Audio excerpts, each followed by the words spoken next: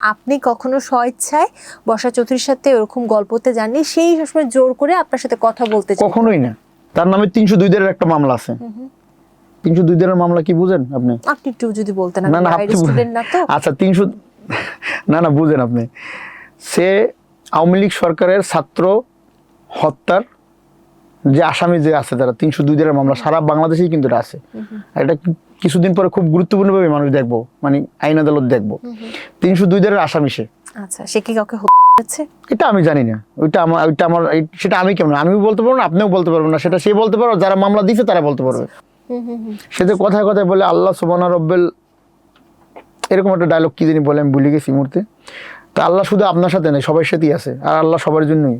আর আপনি তো বলছেন যে সত্য সুন্দর আপনার নিজের মুখ থেকে, আর এখন আপনি এটা স্বীকার করে দেন যে মুন্না খানের টাকাটাই টার্গেট ছিল, মুন্না খানকে ব্ল্যাকমেল করে এটা স্বীকার করেন। এটা স্বীকার করলে আপনি সুন্দরভাবে বাঁচেন,